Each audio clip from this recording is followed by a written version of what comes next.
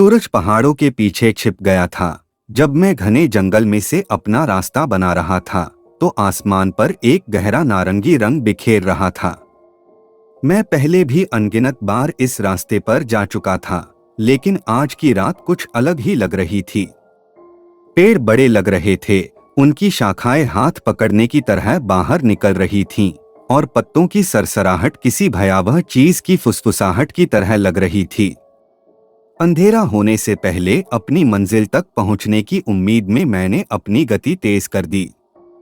मैं अपने एक मित्र से मिलने जा रहा था जिसने मुझे कुछ आपूर्ति लाने के लिए कहा था।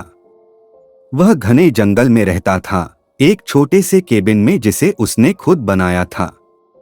जैसे ही मैं चला, मैं इस भावना को हिला नहीं सका कि मुझे देखा जा रहा है। बीच बीच में मैं मुड़कर देखता कि कोई मेरा पीछा तो नहीं कर रहा है, लेकिन कोई नजर नहीं आ रहा था। केवल ध्वनियां थीं, झींगुरों की चहचहाहट और कभी कभार उल्लू की हूं। अंत में मैंने केबिन को दूरी में देखा। यह छप्पर की छत के साथ लकड़ियों से बना एक छोटा देहाती ढांचा था। चिमनी से धुआं निकल रहा था, एक संकेत था कि मेरा दोस्त अंदर था। जैसे ही मैं केबिन के पास पहुंचा, मैंने देखा कि दरवाजा थोड़ा खुला हुआ था। यह असामान्य था क्योंकि मेरा दोस्त हमेशा ताला लगाने को लेकर बहुत सावधान रहता था। मैंने सावधानी से दरवाजा खोला और उसका नाम पुकारा। कोई प्रतिक्रिया नहीं हुई। मैंने अंदर कदम रखा और तुरंत महसूस किया कि मेरी रीढ़ में ठंडक दौड़ रही है।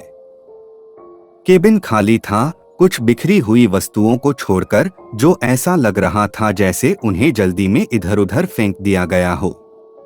चूल्हे की आग अंगारों में जलकर खाक हो चुकी थी, जिससे कमरे में मंद प्रकाश पड़ रहा था।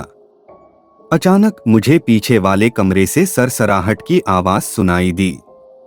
मैंने अपना बचाव करने के लिए तैयार अपना चाकू निकाला और कमरे की ओर रेंगता हुआ चला गया। दरवाजा बंद था और मुझे भीतर से आने वाली धीमी आवाजें सुनाई दे रही थीं। एक गहरी सांस के साथ मैंने दरवाजा खोल दिया। मेरा दोस्त बंधा हुआ था और फर्श पर पड़ा हुआ था। मुझे देखते ही उसकी आंखें डर से फैल गईं और उसने बोलने की कोशिश की, लेकिन गैग ने उसे ऐसा करने से रोक दिया। मैंने जल्दी से रस्सियां काट दीं और ऊपर चढ़ने में उसकी मदद की।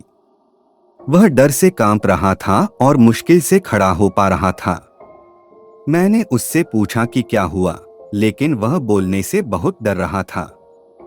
हमने केबिन से अपना रास्ता बनाया और जैसे ही हम वापस सभ्यता की ओर बढ़े, उसने आखिरकार बोलना शुरू कर दिया। उसने मुझे बताया कि वह एक नए आविष्कार पर काम कर रहा था और उसके लिए उसे बड़ी रकम मिली थी। किसी को इस बात का पता चल गया था और वह पैसे की मांग करते हुए उसके केबिन में आ गया था। मेरे दोस्त ने पैसे देने से मना कर दिया था और तभी उन लोगों ने उसे बांध दिया था और केबिन में तोड़फोड़ की थी। जब वे पैसे की तलाश में कहीं और गए तो वह भागने में सफल रहा। जैसे ही हम चले, मैं मदद नहीं कर सका, लेकिन आभारी महसूस कर रहा था कि जब मैं आया तो मैं आ गया था। अगर मैं कुछ मिनट लेट हो जाता, कौन जानता है कि क्या हो सकता था। इस घटना ने मुझ पर गहरी छाप छोड़ी और मुझे एहसास हुआ कि सतर्क रहना और अपने आसपास के बारे में जागरूक होना कितना महत्वपूर्ण है। आप कभी नहीं जानते कि क्या हो सकता है और तैयार रहना बेहतर है। कहानी का नैतिक यह है कि आपको हमेशा सतर्क रहना चाहिए और अपने आसपास के बारे में जागरूक होना चाहिए। आप कभी नहीं जानते कि खतरा कब आ सकता है और क्षमा करने के बजाय सुरक्षित रहना बेहतर है। अपनी प्रवृत्ति पर भरोसा करना और किसी भी स्थिति के लिए तैयार रहना महत्वपूर्ण है। अंत में यह आपके जीवन को बचा सकता है।